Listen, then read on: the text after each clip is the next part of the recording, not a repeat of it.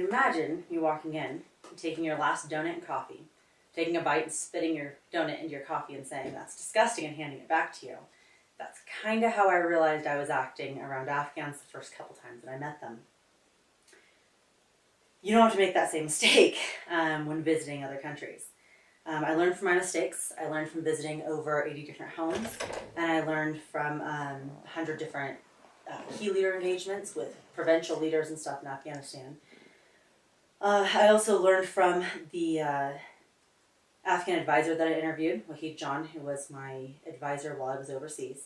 He grew up in Afghanistan during the British occupation, and he has a family of 4 children and his wife living in Kabul still. I interviewed Marsha Grodnicki about how to approach Afghans. She's a social scientist who worked with me while I was over there.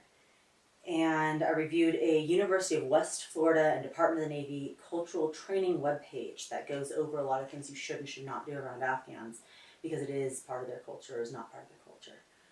Today, I'm going to talk about why we greet Afghans a certain way, why we take our time in getting to know them and talking to them, and why we take our time saying goodbye. So when you first meet somebody, the first thing you do generally is say hello. In Afghanistan, it's a very religion-based culture. So when saying hello, the first thing that you say is peace be upon you, or assalamu alaikum. And the natural response to that is walaikum assalam, which is peace be upon you as well. So it's kind of a, hey, good morning. Well, good morning to you as well, sir, kind of thing. Next, you do what you do with any other person. You give them a huge hug, or you shake their hand, or you give them the head nod.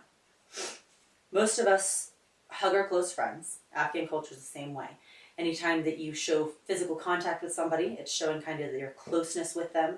So an arm around them and constantly squeezing them is a we're good friends type of communication to other people around you, as well as the person you're talking to. As far as shaking hands, just like in the US, Afghans like to shake each other's hands. There's a huge difference though. For us, a nice firm how you doing, Pete handshake kind of shows that we're a strong person and we respect them. In Afghanistan, it's more of a weak limp handshake to kind of explain that I'm not being aggressive, it's good to meet you kind of non-aggressive thing. It's more of a humility thing when they shake your hand gently, especially as a woman. If you're even less familiar with somebody, you would just nod at them. You wouldn't touch them at all. And you'd say, assalamu alaikum, and cover your heart and just, hey, how are you today? Or head nod this direction. For example, if you don't know them, you do that. Or, according to the University of West Florida training site, men do not touch, discuss, or even look at women outside of their family. Because of that, it's still hard for me when having a conversation with a man, or even another woman, to look them in the eye. I find that I generally find something else to look at, and it's just kind of engraved in my head that, okay, you know, this is how I talk to you, and I don't look at people anymore because I did that for so long. It's just kind of a sign of respect that I'm not staring a man down. Because we like to show Afghans respect, and respect is so important in their culture, we like to respect them also by taking time to kind of focus on them. They're a very long history type of family where they have history after history memorized up to their great-great-great-great-great-grandfather, and they can recite it all like it's a poem. So you take time and learn about these amazing people and their amazing culture. And unless they hate you, they're going to ask you to sit down and invite you to tea, which is what, well, this is meeting with all the elders, that's that one, but also sitting down for tea and oranges with some of the elders and provincial leaders. They'll tell you where to sit, and there's a certain rule about where you sit. Just like in America, the man of the house sits at the head of the table, and then his wife next to him, and the kids down to the end, and then the guest of honor at the other end. Afghans do something similar, where you have the head of the group at the main part of the room, and then filing down less and less important until the doorway, where there's a chai boy or somebody, they can say, hey, go get more chai, go get more whatever. And that guy will run off and take care of anything they want them to do. When you sit down, you then ask about their men, not their women. Never ask about women. You sit down and say, how's your father? How's your brother? How are his sons? How are your sons? How are your cattle? How are your sheep's sons? And so on and so forth. And let them boast about their memorized history and their amazing ancestors. They take a lot of pride in being the host with the most, kind of like a woman's tea party. You want to have the nicest china and the nicest cookies and the nicest whatever. They like to sit you down and impress you with whatever they have, even if it's all they have. They will put it on the table for you to go ahead and take. And it's only proper to take a couple bites of everything. They generally have something to give you the first time they meet you. I had an Afghan subcontractor give me a little ring. I think it was silver and crystal. It was very pretty. And I was very embarrassed to find out that I should have had something for him. Instead, I thanked him over and over and over for the gift and gave him his paycheck and sent him on his way. But generally they want you to have something to give back. They have snacks like little white raisins or candied almonds or something every single time you sit down for tea with them. And they will let their kids starve just to be a good host. Wahid John told me the reason they do this is Allah, or God, smiles upon those who give everything they have and are good hosts to the people that come to visit them. Once you're in their house, you're under their protection. So they make sure that they make you happy. And the last part of respecting Afghans is haggling with them, taking time to haggle.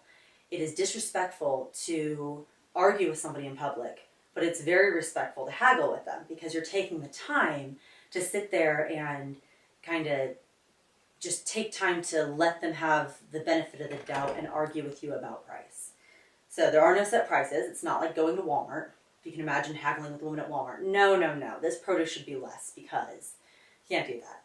Afghanistan, you are allowed to haggle, and it is respectful. So, Marsha, the social scientist, explained to me that if you don't haggle, it's disrespectful indifference. So it's just how much do you want? Fine, send it off to my house. I don't care. And you're not giving them the time of day. They will then tell others that you will pay the first price that they offer. And you will be paying a lot more for everything because everybody will expect you just kind of go, you want a ridiculous amount of money? Fine, and just take it for whatever price. If you want something expensive, for instance, I bought a couple rugs. It takes many meetings of sitting down and talking about their family and getting to know them and getting them to trust you to talk the price down. They'll act like you're taking them for a ride. They'll act like they're losing money and giving it to you. And they'll bring it down to a certain price, and then to sweeten the deal, they'll start adding other things. Well, I noticed you like that necklace. I'll put the necklace in with the rug. Just take it for the same price we've been discussing. So instead of dropping price, they'll add items. After haggling for a really long amount of time, you're hoping that you can leave, but you can't just go, well, have a good day, and walk off. You have to sit there and take your time again because time equals respect for Afghans. So you kind of have to show your disappointment. I'm so sorry I have to go. Oh, it's such a horrible thing, but I really must go. And you're such a wonderful host. So you want to show disappointment, but not come up with excuses. Because if you say something like, I need to go see Cindy down the street, then to them, Cindy is more important. And they feel like they're not important enough for your time. So again, that would be disrespectful. Wahid John explained to me that there is kind of a magic number, this number 3. So if you say something 3 times, it's full sincerity.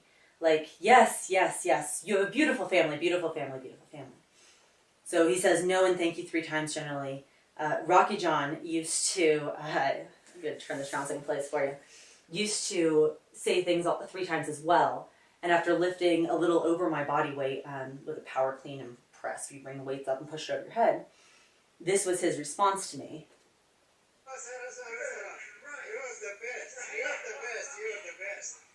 So of course he said, Seta, you is the best, you is the best, you is the best. Meaning he sincerely means I am the best weightlifter he's seen in a while. He had to say it 3 times because 3 is their magic number.